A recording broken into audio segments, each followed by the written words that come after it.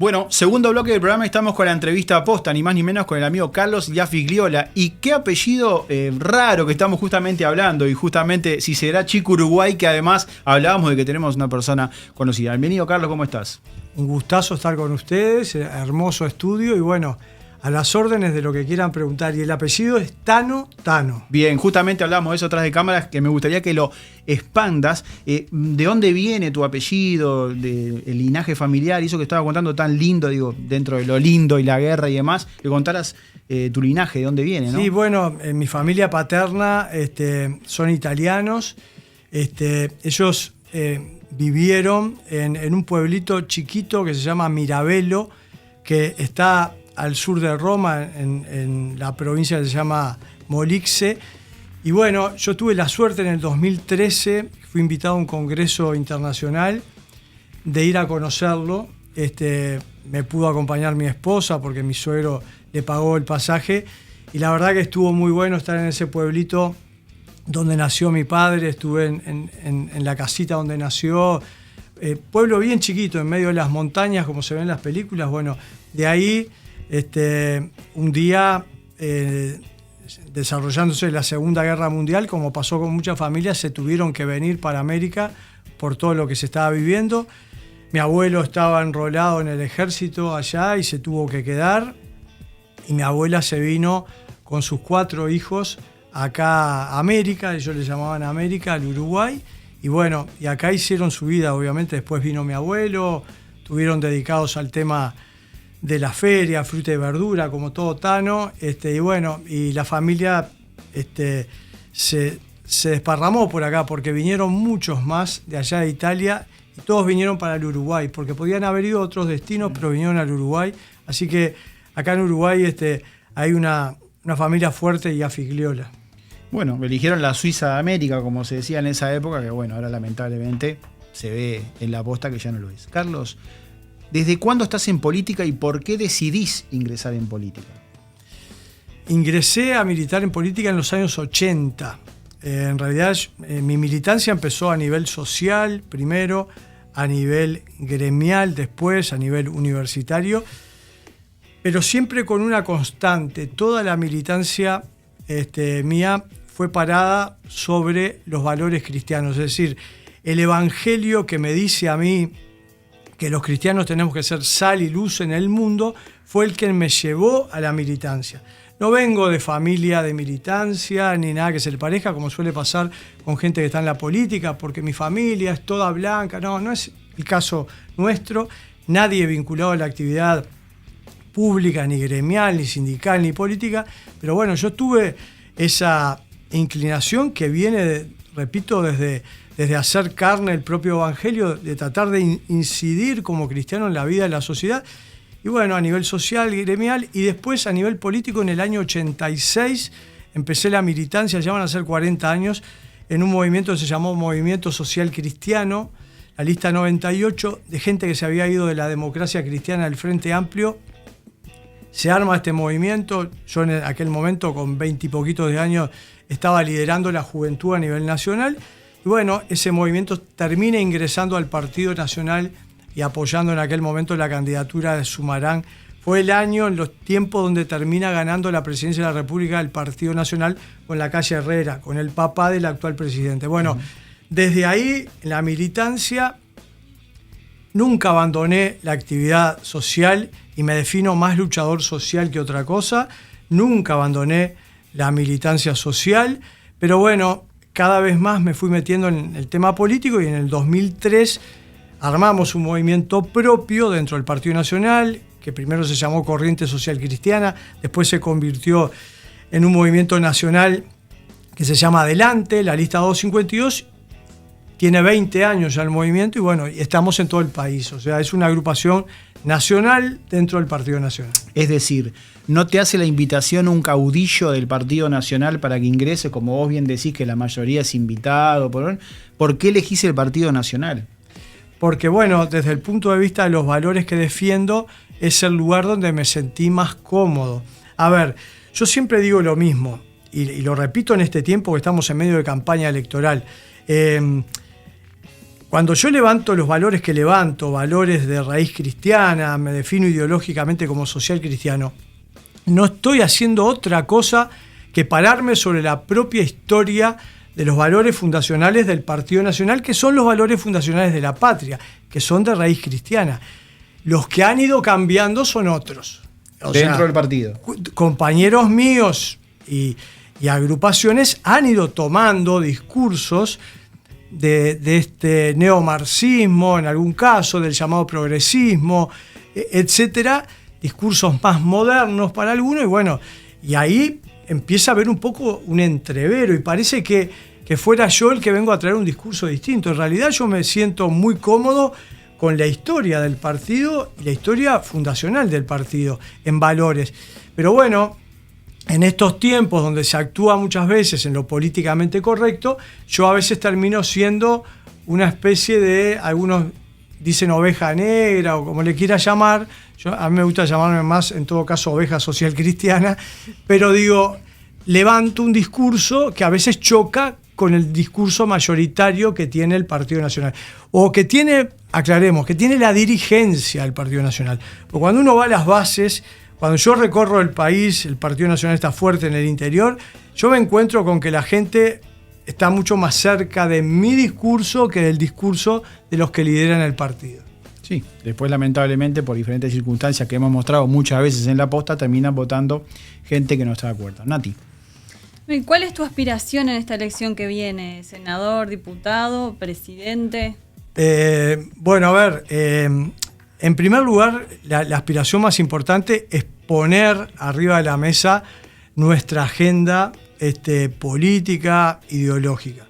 Porque, como venía diciendo, nuestra agenda no está en el centro de la mirada política. Nosotros hacemos hincapié en el tema de la defensa de la vida, de punta a punta, desde la concepción, y eso nos pone en la vereda enfrente del aborto, hasta la muerte natural nos pone en la vereda enfrente de la eutanasia. Somos defensores de la familia como célula básica y central de la vida de la sociedad. Es decir, todas estas cuestiones queremos que de nuevo ocupen un lugar en la escena política del Partido Nacional para que después se proyecten en la vida de la política en general de la sociedad uruguaya. Ahora, hoy estoy en un proceso en medio de una campaña interna de cara a la elección interna, donde uno de los temas que se define es quién es el candidato a presidente. Yo tengo claro que corro en inferioridad de condiciones desde todo punto de vista. Vengo corriendo desde el vamos, muy de atrás, porque compito contra estructuras, dinero, poder que nosotros no tenemos. Pero yo voy a dar la pelea hasta el último momento, hasta el último suspiro voy a dar la pelea. Si la ciudadanía le termina dando la derecha a otro compañero, ninguna historia, tal cual lo hemos hecho en el año 2019, nos vamos a encolumnar detrás del que gane, buscando de nuevo un triunfo del Partido Nacional para de nuevo un triunfo de la coalición de gobierno. ¿Qué lugar termino ocupando yo? Y bueno, no sé, si le preguntás a la gente que está cerca mío, quisiera que pudiéramos poner un pie en el Parlamento, sea en Cámara de Diputados o en Cámara de Senadores, a poner nuestro discurso, nuestra vehemencia en los temas que manejamos en el Parlamento. Yo ya fui 10 años edil departamental en Montevideo, fui 5 años, pero fui diputado suplente. Tuve muy pocas chances de ingresar a Cámara, traté de dar la pelea igual, pero bueno, para nosotros sería una buena cosa que después de todo este esfuerzo pudiéramos tener un lugar en el Parlamento uruguayo para justamente poner nuestra agenda y nuestras verdades arriba de la mesa. Veremos, pero hoy estoy de cara a una elección interna y bueno, y esa elección interna define un presidente y define los órganos deliberativos del partido, etcétera, y estoy en esa carrera en este momento. Para adelante la gente dirá. ¿Cuál es tu cercanía real con los grupos cristianos dentro de la política? Y bueno, a ver, hay muchos que hoy como cristianos están haciendo política que los inicié yo. Los agarré de la manito y los inicié. Yo fui a golpear la puerta de muchos ámbitos cristianos, haciéndole ver, ya no solamente a gente vinculada a mi fe, que es la fe católica, sino también golpeé puertas de ámbitos cristianos evangélicos y demás, haciéndoles ver que tenían que tratar de ser fieles a lo que decía hace un rato, al evangelio que dice que tenemos que actuar en la vida de la sociedad. Los fui invitando porque había una visión en el ámbito cristiano que todavía algunos la tienen, que bueno, algunos me decían, yo me ocupo de las cosas, no, vos ocupate de las cosas política, yo me ocupo de las cosas de Dios. Y yo siempre le decía, no, estás equivocado. Van de la mano a veces. Van de la mano totalmente. Entonces lo que fui a hacer durante muchos años, empecé desde los comienzos de los 2000, es a golpear puertas y hacer que muchos que estaban en la vida de fe, pero encerrados en las cuatro paredes de su iglesia, se metieran en la militancia social, en la militancia gremial, también en la política. Bueno, yo tengo relación con muchos cristianos que hoy están en la vida política, y puedo decir con franqueza que he dado frutos, porque hay una cantidad, incluso algunos de ellos hoy son diputados o directores de algún ministerio, etcétera, que iniciaron su actividad política de mi mano. Así que digo, la mejor de las relaciones con todos, y bueno, ellos saben que acá hay una voz firme y clara que defiende estos valores. Puede ser que haya, muchos cristianos dentro de la política que no quieran decirlo porque tienen quizá un poco de miedo al rechazo que hay con el dogma de la iglesia y eso. Sí, que puede están ser. Tapados, que no quieren decir. Puede ser. Yo creo que se ha generado una mala prensa a todo el tema del cristianismo por algunas cuestiones que han sucedido en el ámbito de todas las iglesias. Han habido algunos episodios que obviamente no han ayudado, y hay algunos que se retraen y no quieren ser parte de esa mala prensa y no explicitan que son personas de fe. Yo nunca escondí nada, soy quien soy y siempre digo lo mismo, esté en el lugar que esté, yo no voy a dejar el traje, en este caso de mi fe cristiana, colgada en un perchero, o mi vida familiar colgada en un perchero. Soy quien soy en todos los ámbitos. Si estoy en el ámbito público, tengo que ser fiel a lo que soy, y no tiene nada de malo, al contrario. Es más, no hay nadie que esté en la vida política que pueda decir que está totalmente ajeno a tener una visión filosófica o religiosa o espiritual. Todos la tienen. Unos por un lado, otros por otro. Capaz que algunos no la explicitan, claro, pero todos tienen una visión filosófica, todos tienen una cosmovisión sobre los distintos temas. Algunos nos animamos, pero yo no es que saque pecho, yo no estoy diciendo soy cristiano, soy católico, no, simplemente no niego mi fe. Si me lo preguntás, digo, soy un hombre de fe, voy a misa todos los domingos, ¿ah? Porque soy un hombre de fe y la trato de cultivar, pero trato de ser coherente. Después, eso que recibo, eso del que leo, de la palabra de Dios, del Evangelio, lo que recibo en una celebración, trato de entregarlo en la vida de la sociedad. Y ese es el rol que he tenido siempre. Bien. El caballito de batalla de lo que es tu pregonar en cuanto, obviamente, a la presidencia, estamos hablando de que es muy difícil por razones obvias, estructuras, ya lo hemos hablado, ¿no? El caballito de batalla que te hemos visto por todos lados es el proyecto Impacto, ¿no? A grandes rasgos, medio resumido, ¿de qué trata el proyecto Impacto para que la gente sepa lo que estás proponiendo? Bueno, a ver, nosotros teníamos un programa de gobierno, que es que está acá. Le hemos agregado que tengo en mi mano derecha, que es un anexo hace pocos días. En este programa y en este anexo hablamos de todos los temas que hacen a la vida de la sociedad.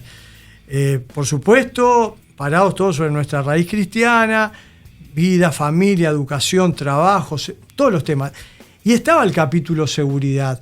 Lo que hicimos para este tiempo electoral es darle una vuelta de tuerca, porque nos dimos cuenta que este tema, que en la campaña pasada, en el 2019, lo utilizamos quienes hoy somos parte del gobierno, marcándole al Frente Amplio que no había logrado resolver el tema de la seguridad pública. Y se ha resuelto ahora tampoco. Hoy de nuevo estamos con la misma problemática, porque de nuevo el tema se coló como el principal tema de preocupación de la gente, la seguridad pública. Entonces, ¿qué empezamos a hacer?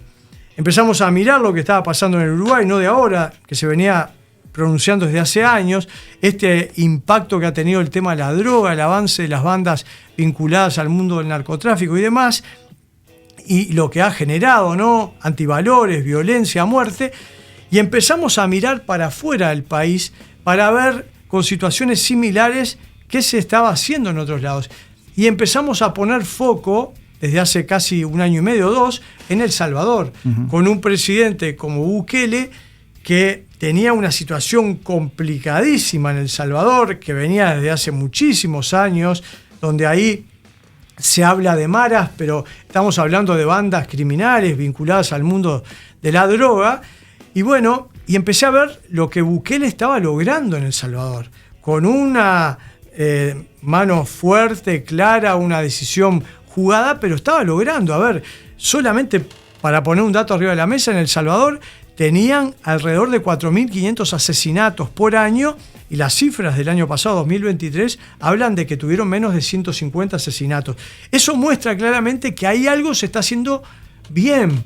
Hay algo que se está haciendo bien. Empecé a ver, empecé a comunicarme, en particular con un referente en seguridad de El Salvador, que lo conocía del ámbito Provida Internacional, Luis Contreras, y empecé en ese ida y vuelta a armar un plan propio a la uruguaya y le puse el nombre Impacto. Te lo resumo. 3 ejes principales tiene el plan de seguridad e impacto. Lo primero, en estas zonas donde se instalaron estas bandas criminales, donde avanza la violencia, la muerte, los asesinatos, primer elemento, el Estado tiene que entrar con una fuerte mirada represiva. Siempre digo, con el delito no se dialoga, se hace cumplir la Constitución y la ley. Ya no es solamente un tema que se dé en algunos barrios de Montevideo como se suele usar. Yo recorro el país y cuando estoy hablando de esto y hago referencia a algún barrio de Montevideo, me dicen en todos lados, ojo que mirá que acá en nuestro departamento, tal zona también está pasando lo mismo. Y si estamos atentos, hace rato que empezó a pasar en Minas, en San Carlos, en distintos lugares. Bueno, entonces en este lugar tiene que entrar el Estado fuertemente a hacer cumplir la Constitución y la ley, no tenerle miedo a la palabrita represión. ¿Y quién lleva adelante esa acción? Bueno, la policía, una policía bien respaldada, ya la ley de urgente consideración le dio herramientas nuevas, pero darle mejores salarios, apuntalarla con mejores armamentos, más tecnología, porque se van a estar enfrentando a bandas criminales que tienen armamentos de primera generación. Entonces, bueno, una policía robusta, bien respaldada, atacando esa zona.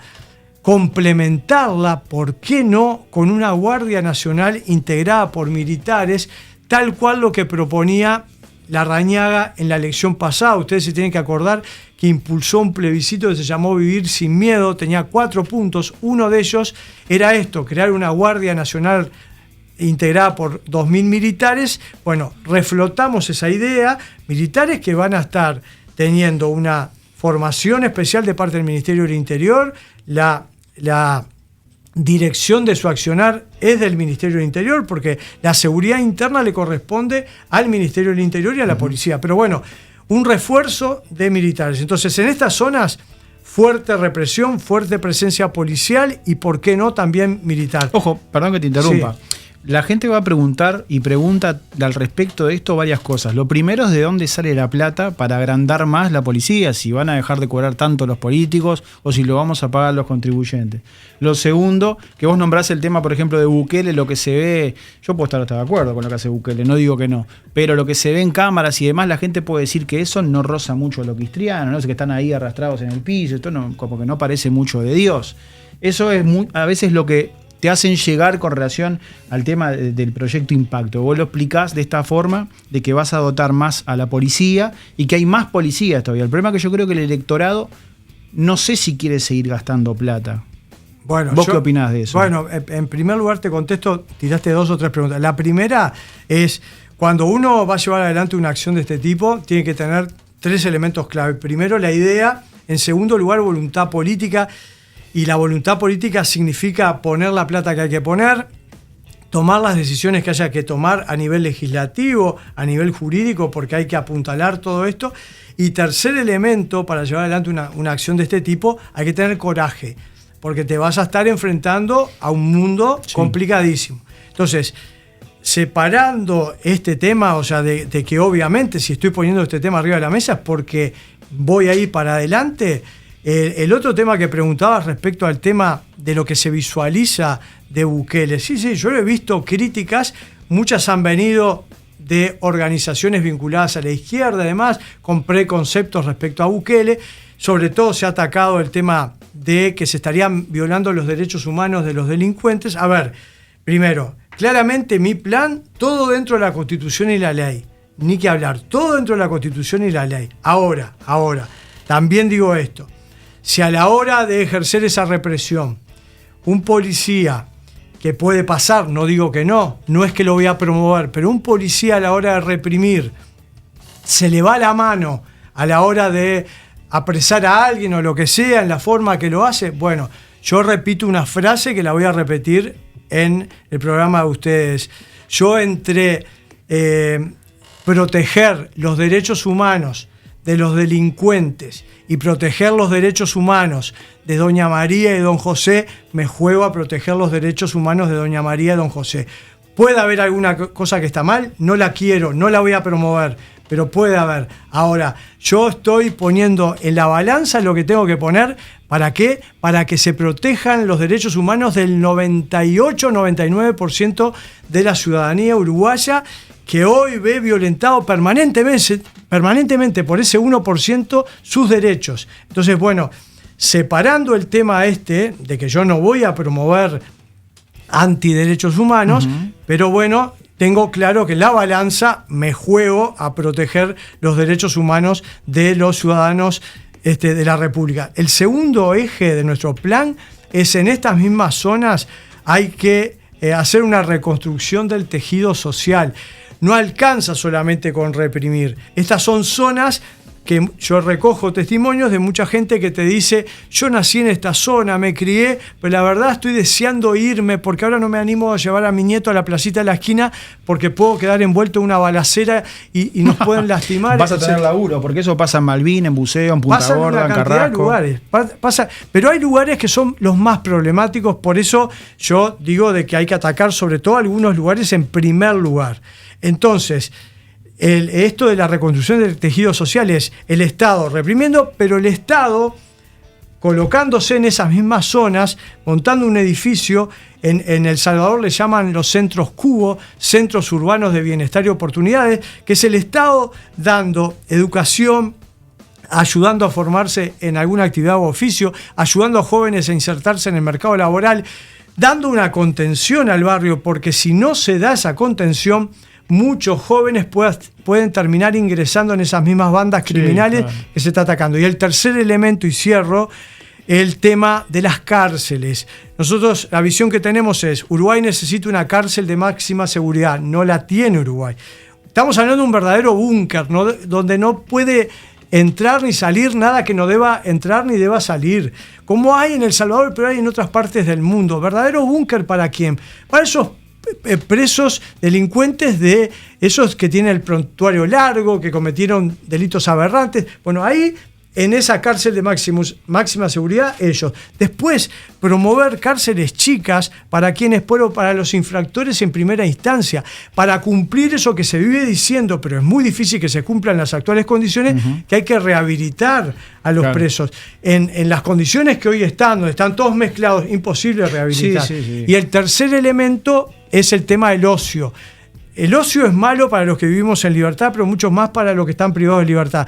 ¿Qué se implantó en El Salvador? 0 ocio en las cárceles. ¿Qué hacen en El Salvador? De mañana temprano, buses en la puerta de las cárceles, los levantan, los llevan a trabajar a obra pública a distintos lugares para que agachen el lomo, trabajen y le devuelvan por lo menos también en parte a la sociedad por el mal que han hecho. Esa es la visión gruesa, pero si alguien quiere saber más, entra a nuestra web adelanteyafiglola.com y ahí tienen todo el plan. Bien, Nati. ¿Cuál crees que es el mayor impedimento en nuestro país para implementar el método Bukele? Bueno, yo creo que uno de los elementos es romper con la resistencia, llamémosle política cultural, de que yo veo que algunos colegas la tienen, que no están mirando la solución. Están mirando quién la promueve. Yo digo en muchos ámbitos, yo no miro al mensajero, miro el mensaje. Si a mí esta forma de actuar en un país me muestra que está dando resultados, no me puedo poner el balde, decir, no, bueno, pero la lleva adelante Bukele, que ya sabemos que es ultraderecha. No, yo creo que hay que romper con esa cuestión política del molde, de que si no viene de una persona que tenga buena prensa no sirve. Hay que tener voluntad política para llevarlo adelante, y después un tema cultural, porque esto mismo que yo estoy diciendo, en algunos lugares, tal cual lo que me preguntaba él, puede rechinar. Esto de que entrar con todo en algunos lugares, bueno, es un tema cultural, pero alcanza con mirar los resultados. Yo quiero que en Uruguay estos temas de seguridad cambien. Entonces yo no puedo ir con mano tibia, porque ya vimos que los resultados no se dan, porque no bajamos los homicidios, porque seguimos teniendo zonas que están cooptadas por estos grupos criminales. Entonces hay que ir con todo. Ir con todo es, por ejemplo, mirar ese plan que lleva Bukele, que se llama Control Territorial, que está dando resultados. ¿Hay alguna cosa, como me preguntaba él, que puede rechinar o puede romper los ojos? ¡Ay, pero mirá cómo los tratan! Bueno, sí, puede ser. Yo voy a tratar de que eso no pase, pero hay que buscar resultados. Hay que lograr que la gente que vive en el país, el que nació en esa zona que hoy está tomada por los narcotraficantes, no quiera como hoy irse desesperadamente y llorando, y venden su casa a veces por chirolas porque no aguantan más de vivir en ese barrio. Eso es lo que no puede pasar en el país, porque además, entre otras cosas, es pérdida de libertad. ¿Dónde vivís vos, Carlos? Malvin Norte. Malvin Norte. Y estos temas los conozco. Está picante. Sí, y estos temas los conozco. Hace años que los conozco. Sí, por eso, yo creo que los políticos tienen que vivir los problemas de la gente común para poder solucionarlos. Desde la Tabona no creo que tengas ningún problema de inseguridad. Esa es la verdad. ¿Yo sabes lo que decía, pero te corto? Y algunos se me enojaban, entre otros, la campaña pasada del hoy presidente de la República. Yo decía que algunos los llevaban cada 5 años de shopping a recorrer los distintos barrios, sobre todo aquellos barrios complicados. A mí no me tienen que llevar, ¿está? Toda mi vida viví en barrios de esta naturaleza, humildes, y conozco la problemática porque la vivo y la sufro. Sí, claro. Mi esposa ha sido violentada más de una vez, la han rapiñado, etcétera, y puedo contar una cantidad de cosas que hemos vivido y que lo vemos a diario. Entonces, podemos hablar con una propiedad que otros quizás no. Sí. La siguiente pregunta viene de las redes de La Posta. Nosotros tratamos de hacer preguntas desde las redes como para que un poco, las dudas que tienen sobre el invitado se terminen dilucidando. ¿Por qué pensás que la mayoría de las organizaciones repudiaron tus propuestas para eliminar o desestimular abortos? ¿Y por qué pensás que a pesar de, según vos, haber voluntad política, no lograste nada al respecto? La verdad, yo te diría que voluntad política por este tema no hubo nunca, al contrario. Hubo una actitud, inclusive de muchos que votaron en contra del aborto, una actitud en realidad de jugar a lo políticamente correcto, hacer guiñadas para un lado o para otro. Se dejaron presionar por un relato que se instaló en el Uruguay, que hablaba de que había miles de abortos y había miles de muertes de mujeres por año, y era mentira, eso era mentira. Y a partir de ese discurso inventado fueron permeados muchos políticos y actuaron en consecuencia, y terminaron muchos levantando la manito, y otros que no levantaron la manito, al otro día que se aprobó la ley, dijeron que el tema estaba laudado. Nosotros dijimos, no, para nosotros el tema no está laudado, porque lo que está en juego es el primer derecho humano, que es el derecho a la vida. Y por eso seguimos peleando, porque la ley se aprobó en el 2012, y nosotros al día de hoy, 2024, 12 años después, seguimos peleando por estos temas. Yo le presenté al presidente de la República hace 2 años atrás un proyecto que se llama Alternativas al Aborto, porque Uruguay, desde que se aprobó la ley hasta ahora, tuvo hasta la peor cifra de aborto. En nuestro gobierno, en el 2022, tuvimos 10.522 abortos. La peor cifra de abortos. Entonces le presenté un proyecto que se llama Alternativas al Aborto, que está parado sobre la propia ley de interrupción voluntaria del embarazo, los artículos 3 y 5, que a las mujeres con alta vulnerabilidad social se le da alternativas para que puedan privilegiar su embarazo, tener a su bebé y no abortar. Bueno, ese proyecto, lamentablemente, en mi gobierno duerme en un cajón. Y por eso yo lo digo, y por eso a veces genero el enojo de mis compañeros del partido y del gobierno cuando digo estas cosas. Sí. Pero yo creo que no ha habido la voluntad política que debiera haber para resolver este tema, que ya no es solamente un tema como para nosotros, de principio, etcétera. Es un tema que tiene que ver con lo demográfico. Uruguay hace rato que tiene una curva desastrosa, baja tasa de natalidad, cada vez peor, jóvenes que emigran porque no tienen oportunidades, un país envejecido. Por algo se acaba de votar una ley de seguridad social, porque los números estaban complicadísimos. Bueno, hasta desde ese lugar muchos podrían ponerse en este tema y analizarlo y ver cómo hacemos para bajar estas cifras que tanto impactan. Nacen 40 y al mismo tiempo en ese año mueren 10.000 por aborto. Algo acá no está funcionando. Bueno, nosotros este tema lo ponemos en los primeros lugares de nuestra agenda. Otros no lo hacen. Muy bien. Bueno, te vamos a hacer las últimas dos preguntas, Nati. Sí, si podrías describirnos brevemente, porque no es muy extenso el tema, el porqué del proyecto de la derogación de la ley trans. Y bueno, yo obviamente trabajé fuerte por ese tema, porque bueno, decíamos que entre otras cosas, a ver, separo los tantos, lo separaban lo que fue la campaña, lo separo ahora. O sea, nosotros respetamos la dignidad humana de todas las personas, de todas, y cuando digo de todas, respetamos la dignidad humana desde el vientre materno, no todos pueden decir lo mismo. Entonces nosotros no tenemos nada contra ninguna persona, tome la orientación sexual que tome, ninguna historia. Y todos los uruguayos tenemos derechos, obviamente.